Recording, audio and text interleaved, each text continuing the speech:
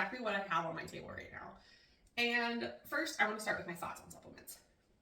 Does everybody need them? No, because that's a very large blanket statement, and I don't like to make those. However, when we're looking at recommending supplements to people, whether you come from a background of exercise science or a field similar or medical science, we have to understand the person we're talking to. And we have to look at all aspects of their life. Will taking a supplement make their life easier and more fulfilled within the nutrients they're trying to get? Is it also cost effective? Is this something that this person can afford? If not, why are we going to recommend it to them? It doesn't make any sense. So really and truly, I like to have one-on-one conversations with people when I start talking about supplements to recommend to them. And I'm not doing that here. Here is just a look at what I take and what I do. And it starts with daily and ends kind of like maybe 2-3 times a week. So let's dive into these supplements, because this is a nut, not necessarily what people consider a supplement. However, I have trained my brain to think and take it like one, because I try to take 2 of these a day, eat 2 of these a day. Because as somebody with hypothyroidism, I like to make sure I'm getting the nutrients that I may lack, which one of them is selenium. And Brazil nuts are a great source of selenium, because really you only need like 2. And I also pair that with my multivitamin that I take daily.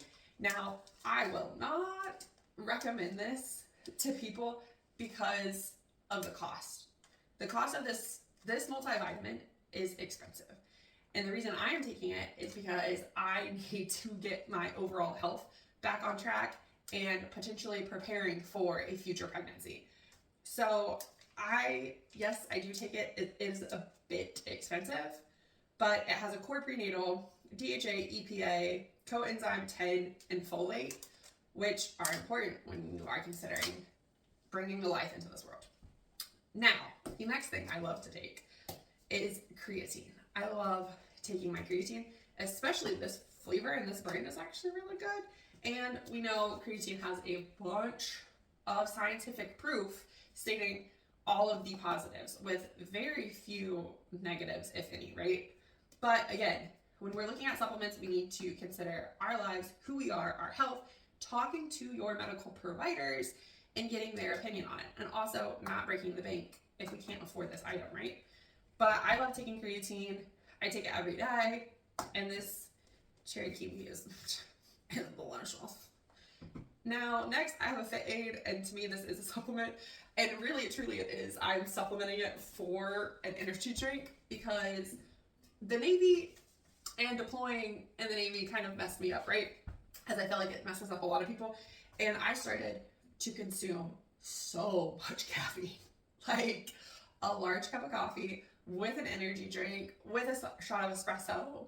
That was within like maybe 12 hours. Like it was not healthy. But because I am trying to remove caffeine from my diet the best I can, I do every once in a while have a good cup of coffee. But the reason I remove caffeine is because there is maybe some benefit to removing caffeine when you have hypothyroidism. That way we're not overworking the cells constantly throughout our body, because caffeine requires an energy demand. And I needed to find a trick to myself because I was bad. I love energy drinks. I really loved Celsius, and it's bubbly fruit juice in a can. It's not fruit juice, obviously, but it's bubbly fruit flavor in a can. And so I was like, what can I do to replace that sensation so that I'm not reaching for an energy drink? And I chose Fit Aid because, again, it's fruit flavoring in a can and it's caffeine free. So it's kind of like a pseudo replacement, an actual supplement, if you will. So these are these 3 things I take daily. Now, I don't take a Fit Aid daily. It kind of just depends on how I'm feeling, right? And then the next thing I would pair with the Fit Aid in the kind of timing that I take, which is maybe 3 to 5 times a week, is electrolyte mixes. Now I have Liquid IV and I have Waterboy. I don't have a preference, to be honest. Liquid IV is easy because it's at Costco. Waterboy I wanted to try because I kept seeing the advertisements. They have a decent amount of electrolytes in here, a little bit better than Liquid IV, but you also only get 15 to a pack. But they're also very easy to carry when I travel, and were extremely helpful when I was in Alabama sweating my little tuchus off because it was hot and humid and your girl ain't used to the heat no more.